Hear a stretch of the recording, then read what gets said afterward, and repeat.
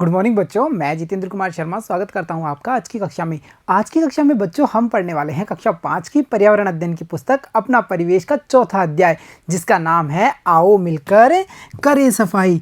प्यारे बच्चों, इस पाठ के 3 भाग हम पिछली कक्षाओं में पढ़ चुके हैं, जिनमें हमने ये जाना था कि स्वच्छ भारत मिशन का आयोजन कब किया गया था और ये किस उपलक्ष्य में किया गया। जैसे हमें पता चल पाया था ना, गांधी जयंती यानी 2 अक्टूबर के दिन पूरे भारत में ये एक राष्ट्रीय स्तर का कार्यक्रम आयोजित किया जाता है, जिसके अंतर्गत जितने भी सार्वजनिक क्षेत्र हैं या गली मोहल्ले हैं उनकी सफाई का कार्य किया जाता है। साथ ही साथ हम मिल पाए थे गंगा और उसके दादाजी से, जिन्होंने अपने गांव में शौचालय बना करके एक नई शुरुआत को जन्म दे दिया था।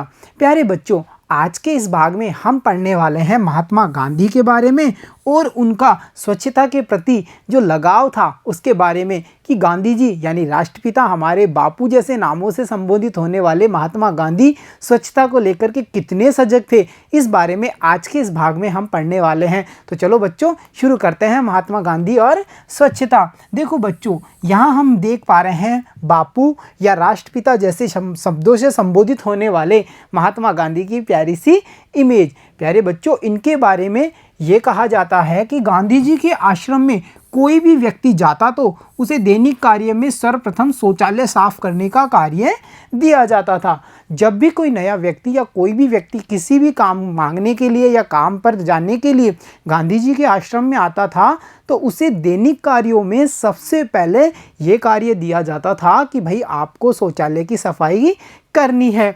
और अगर वह व्यक्ति जब इस कार्य को अच्छी तरह कर लेता था, उसके पश्चात ही उसे अन्य कार्य दिया जाता था। देखा बच्चों आपने, यानी गांधी जी के आश्रम में जो भी व्यक्ति काम मांगने जाएगा उसको सबसे पहले स्वच्छता में ये कार्य दिया जाएगा कि भाई आपको शौचालय की सफाई का कार्य करना है।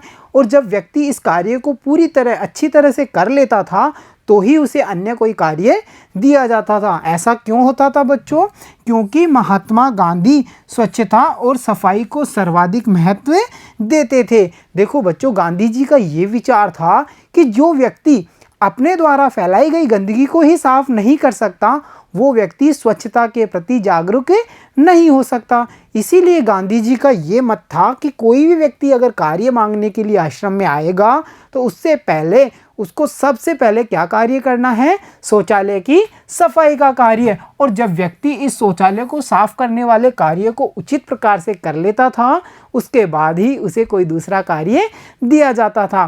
तो देखा आपने, इसीलिए तो महात्मा गांधी ने स्वच्छ भारत का सपना देखा था और उसी को पूरा करते हुए जो राष्ट्रीय स्तर का कार्यक्रम है स्वच्छ भारत मिशन, उसका आयोजन किया गया है। और देखो बच्चों, आज हमारे देश में स्वच्छता अभियान चलाया जा रहा है। और क्यों चलाया जा रहा है, इसके क्या क्या उद्देश्य हैं, ये क्यों स्टार्ट हुआ, कब से स्टार्ट हुआ, इन सब बातों की चर्चाएं हमने कर ली थी। फिर भी देखिए बच्चों, इस बात पर जोर दिया जा रहा है कि सड़कें, स्टेशन, बस स्टैंड आदि साफ सुथरे मिले, घरों में कूड़ा पात्र अवश्य हो, साथ ही कचरे का पुनर्चक्रण द्वारा निस्तारण करना आवश्यक है। यानी बच्चों, ये वो बिंदु हैं जिन पर स्वच्छता अभियान चलाया जाता है, या स्वच्छता अभियान में इन निम्न बिंदुओं पर विशेष ध्यान दिया जाता है। जैसे जितने भी हमारे सार्वजनिक स्थल हैं, कौन कौन से? देखो, सड़कें, स्टेशन, बस स्टैंड, ये साफ सुथरे रहने चाहिए। साथ ही साथ ये भी है कि लोगों में स्वच्छता के प्रति एक आदत पनपनी चाहिए। लोग स्वच्छता को लेकर के जागरूक हों और अपने घरों में कूड़ा पात्र अवश्य रखें। साथ ही साथ कचरे का पुनर्चक्रण, मतलब बच्चों पुनर्चक्रण द्वारा निस्तारण करना। पुनर्चक्रण का मतलब ये होता है बच्चों, जैसा हमने पिछले अध्याय में या पिछले भाग में देखा था, जहाँ हम गत्ते का, जो कचरे में हमें गत्ते मिले ना, उनका उपयोग करते हुए हम कचरा पात्र बना पा रहे थे। पुराने कपड़ों से हमने डस्टर, रसिया, दरियों का निर्माण किया था। चॉकलेट और जो चिप्स के खाली रैपर्स हैं, उनसे हमने अनेक प्रकार की सजावटी सामग्री बनाई थी। तो उसी को बच्चों पुनर्चक्रण कहा जाता है, मतलब कचरे का निस्तारण करना, उसका बार बार उपयोग करके उस कचरे का कम से कम, मतलब कचरा हमारे पास कम से कम रहेगा, वेस्टेज सबसे कम रहेगा। लास्ट में क्या रहेगा? जिसका पुनः उपयोग नहीं किया जा सकेगा वो वाला कचरा ही बचेगा। तो देखा बच्चों आपने, स्वच्छ भारत मिशन अभियान हमारे देश में स्वच्छता को लेकर के चलाया जा रहा है, जिसके अंतर्गत निम्न बिंदुओं पर कार्य किया जा रहा है। तो प्यारे बच्चों, अब तक के अध्याय से जितना भी हमने समझ बनाई है उस पे आधारित कुछ आसान से प्रश्नों को हम हल करने की कोशिश करते हैं। सोचिए और लिखिए में। देखो बच्चों, जो हमारा पहला प्रश्न है वो है, आपके विद्यालय में भी स्वच्छता अभियान चलाया गया होगा। होता है ना, जैसा हमने देखा था गंगा के विद्यालय में 2 अक्टूबर को गांधी जयंती के उपलक्ष्य पे स्वच्छ भारत मिशन अभियान के अंतर्गत स्वच्छता अभियान चलाया जा रहा था। तो ऐसे ही बच्चों प्रश्न में पूछा है कि आपके विद्यालय में भी स्वच्छता अभियान चलाया जा रहा होगा या कभी भी चलाया गया होगा। आपने उस समय क्या क्या कार्य किए, उन कार्यों की सूची बनाइए। तो बच्चों इस प्रश्न में हमें ये बताना है कि उस स्वच्छता अभियान में हमने क्या क्या कार्य किए हमारे विद्यालय में, उनकी सूची हमें यहाँ बनानी है। तो देखो बच्चों, जैसा कि एग्जाम्पल के लिए मैं मेरा बताता हूँ, जब भी हमारे विद्यालय में स्वच्छता अभियान चलाया जाता है तो उसके दौरान निम्न कार्य किए जाते हैं। जैसे देखो, मैदान को साफ करना, कक्षा में रंग करना, पुराने सामान को बेचना मतलब बच्चों उसका निस्तारण किया जाता है कि जो उनमें से यूज़फुल होगा, काम का होगा, उसे अलग रख लिया जाता है और रद्दी बेकार सामान को बेच दिया जाता है। और साथ ही साथ देखो, शौचालयों की सफाई का कार्य किया जाता है और विद्यालय में फैली गंदगी को साफ करना। ये सब वो कार्य हैं जो स्वच्छता के अभियान के दौरान हमारे विद्यालय में किए जाते हैं। तो आपको भी यहाँ ये बताना है कि स्वच्छता अभियान के दौरान आपके विद्यालय में कौन कौन से कार्य किए जाते हैं। तो चलो बच्चों, अब बढ़ते हैं हम अगले प्रश्न पे। और अगला प्रश्न है, आपने इस अभियान में भाग लेकर क्या अनुभव किया होगा। देखो बच्चों, जब भी हम स्वच्छता और स्वच्छता से जुड़े हुए अभियानों में भाग लेते हैं तो हमें आत्मसंतुष्टि होती है कि हमने एक देश के जो स्वच्छ भारत का निर्माण का गांधी जी का सपना है उसमें अपना योगदान दिया है। तो मैं जब भी ऐसे अभियानों में भाग लेता हूं तो मुझे काफ़ी सारी खुशी मिलती है और एक संतुष्टि होती है कि मैंने अपने राष्ट्र के निर्माण में, अपने स्वच्छ भारत के निर्माण में एक अतुलनीय योगदान दिया है। और बच्चों अगला प्रश्न क्या कहता है, देखो, आपने स्वच्छता अभियान के बाद अपनी आदतों में क्या क्या परिवर्तन किया है। यानी कि बच्चों इस प्रश्न में हमें ये बताना है कि इस अभियान से लौटने के बाद में आपने अपनी आदतों में कौन कौन से परिवर्तन किए हैं। तो देखो बच्चों, स्वच्छता अभियान के बाद मैंने ये संकल्प लिया है कि मैं घर में कूड़ा पात्र का प्रयोग करूंगा। इसके अलावा साथ ही साथ मैं कचरे को इधर उधर नहीं फेंकूंगा, कचरे को हमेशा मैं कूड़ा पात्र में ही डालूंगा और सार्वजनिक स्थानों पर थूकना या फिर वहाँ पे कचरा फैलाना जैसा कार्य मैं नहीं करूँगा। ऐसे ही आपने भी स्वच्छता अभियान के बाद में जो भी संकल्प लिए हैं उनको आपको यहाँ पे बताना है। तो चलो बच्चों, अब बढ़ते हैं हम अगले प्रश्न में, पता कीजिए और बताइए में। तो देखो, हमारा जो पहला प्रश्न है यहाँ पे वो है, आपके गली मोहल्ले की सफाई कौन करता है। तो प्यारे बच्चों, हमारे गली मोहल्ले में सफाई करने के लिए सफाई कर्मी आते हैं ना, तो आप यहाँ पे लिखेंगे हमारे गली मोहल्ले की सफाई कर्मचारी करता है। तो देखा कितनी आसानी से इस प्रश्न का उत्तर हमने दे दिया है। तो चलो अब बढ़ते हैं अगले प्रश्न पे। और अगला प्रश्न है, वे इकट्ठे किए हुए कूड़े का क्या करते हैं और कहाँ ले जाते हैं। प्यारे बच्चों, हमने ये देखा जो सफाई कर्मी आए उन्होंने कचरे को इकट्ठा किया, मोहल्ले गली की सफाई कर दी। फिर उसके बाद में क्या होता है कि ये कूड़े को क्या करते हैं और उसे कहाँ ले जाते हैं, इस पर आधारित ये प्रश्न है। तो देखिए बच्चों, वे इकट्ठे किए हुए कूड़े को शहर के दूर एक निर्धारित स्थान पर डालते हैं।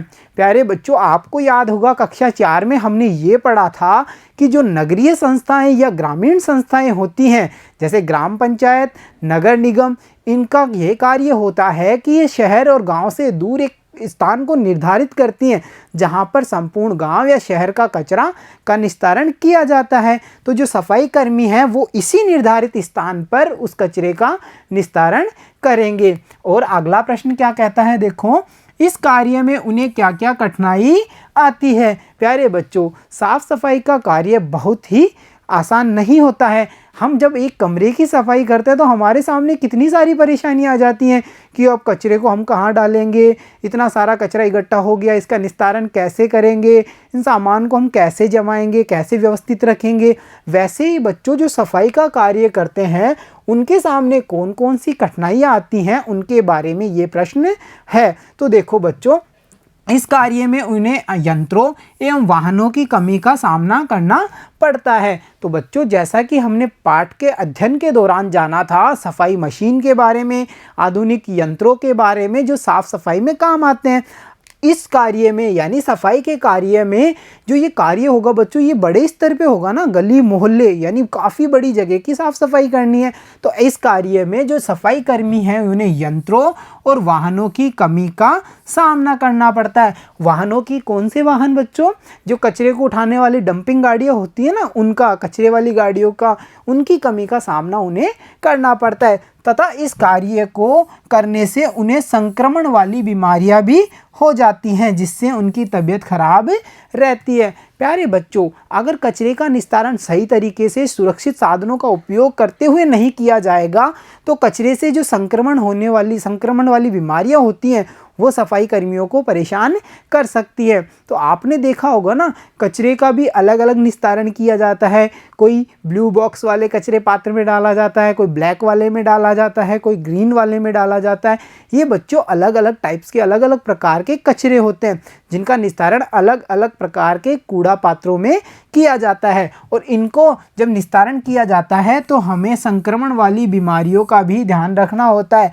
अगर सफाई कर्मी इन बीमारियों का ध्यान नहीं रख पाते हैं तो उनका स्वास्थ्य खराब होना निश्चित है। तो देखा आपने, जो सफाई का कार्य करते हैं उन्हें निम्न वाली कठिनाइयाँ आती हैं, जिनमें वाहनों यंत्रों की कमी और संक्रमण वाली बीमारियों से होने वाली परेशानियाँ। तो चलो बच्चों, अब देखते हैं हम आगे, जाना समझा अब बताइए। यानी कि बच्चों, इस पाठ से अब तक हमने क्या जाना, क्या समझा, उसे अब हमें प्रश्नों में बताना है। तो देखिए, हमारा पहला प्रश्न है, आपने अपने विद्यालय में स्वच्छता अभियान कैसे चलाया, इसका वर्णन कीजिए।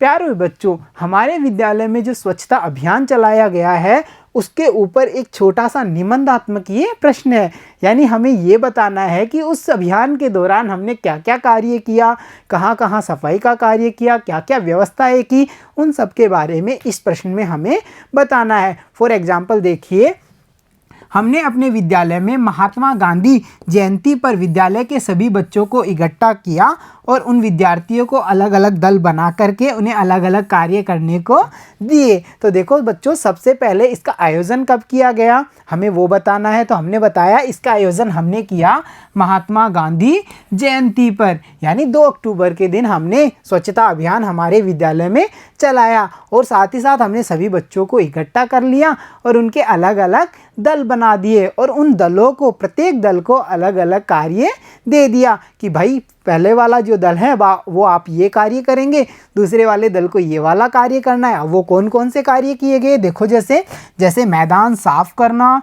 कक्षा में रंग करना, पुराने सामान को बेचने का कार्य, शौचालयों को साफ करने का कार्य, विद्यालय में फैली गंदगी को साफ करना आदि कार्य हमने प्रत्येक दल को अलग अलग बांट दिए। इससे बच्चों क्या हुआ, इससे हमारे पूरे विद्यालय की सफाई हो गई। तो देखा आपने, हमने हमारे विद्यालय में जो स्वच्छता अभियान चलाया गया था उसके बारे में कितने आसानी से वर्णन कर दिया। तो चलो अब बढ़ते हैं हम अगले प्रश्न पे, और अगला प्रश्न है, सफाई हमारी आदत बन जाए, इस हेतु हमें क्या करना चाहिए। प्यारे बच्चों, जैसा कि गंगा को गंगा की भाभी ने बताया था कि सफाई को हमें दिखावा नहीं रखना है, उसे हमारी आदत बनानी है। तो ये आदत बनेगी कैसे, इसी पर आधारित है आज का ये प्रश्न। तो देखिए बच्चों, सफाई हमारी आदत बन जाए इस हेतु हमें सफाई रोजाना करनी चाहिए।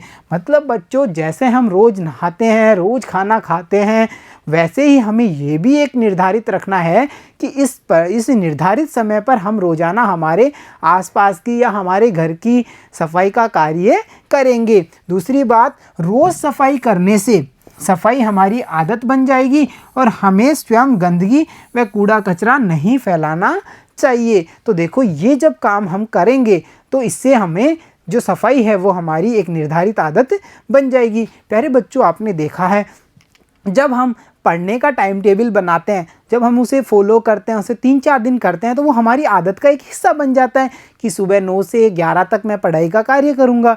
वैसे ही बच्चों, इस सफाई के कार्य को भी हमें हमारे रोज़ाना का जो टाइम टेबल है, समय है, उसके अंदर एक स्थान दे देना चाहिए और कोशिश करनी चाहिए कि जो ये हमने संकल्प लिया है वो कभी भी नहीं टूटेगा। जब हम इसे करते रहेंगे तो ये हमारी आदत का एक हिस्सा बन जाएगी। तो चलो बच्चों, अब देखते हैं अगला प्रश्न। गांधी जी अपने आश्रम में आने वाले व्यक्तियों को सफाई के प्रति सजग रहने के लिए क्या करते थे? मतलब गांधी जी वो कौन सा कार्य करते थे जिसके द्वारा उनके आश्रम में आने वाला व्यक्ति सफाई और स्वच्छता को लेकर के जागरूक हो जाता था। तो प्यारे बच्चों, जब हमने पाठ का अध्ययन किया था और गांधी जी और स्वच्छता के बारे में हमने पढ़ा था, तो हमने ये जाना था कि गांधी जी अपने आश्रम में आने वाले किसी भी व्यक्ति को, या जो भी व्यक्ति काम मांगने के लिए आश्रम में आता था, उसे सबसे पहले कौन सा कार्य देते थे?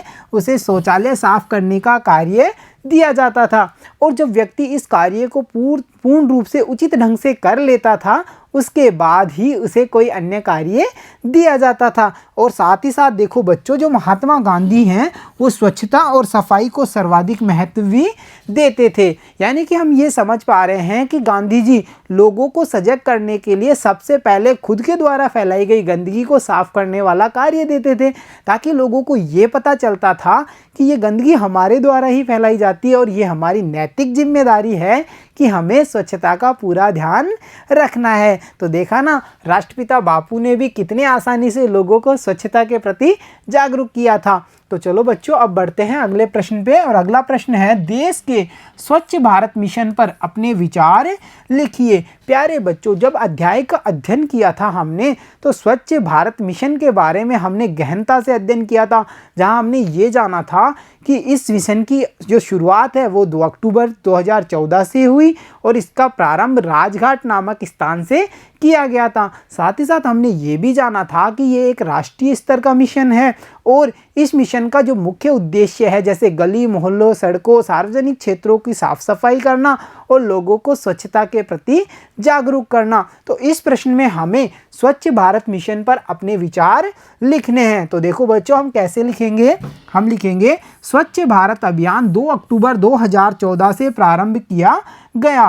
राष्ट्रीय स्तर पर एक महत्वपूर्ण यह अभियान है। इसके तहत भारतीयों को स्वच्छता अभियान से जोड़ा जाता है। यानी कि बच्चों, इस अभियान की ये कोशिश रहती है कि प्रत्येक नागरिक इस अभियान से जुड़े। साथ ही साथ देखो, इस अभियान में सार्वजनिक जगहों को साफ रखने में सरकार के साथ साथ आम नागरिकों को भी जोड़ा जा रहा है। और हमें ये भी पता है कि स्वच्छ भारत अभियान का जो उद्देश्य है वो है स्कूल, घर, गलियों, मोहल्लों और जो सार्वजनिक क्षेत्र हैं उनको साफ सुथरा बनाना। तो देखा ना, कितनी आसानी से हमने स्वच्छ भारत मिशन, जो कि गांधी जी का सपना था, उस पर अपने विचार रख दिए हैं और ये कितना आसानी से हमने इसको पूरा किया है। तो देखा प्यारे बच्चों, अध्याय का गहनता से अध्ययन करने पर हम इतने सारे अभ्यास प्रश्नों को कितनी आसानी से हल कर पाए हैं।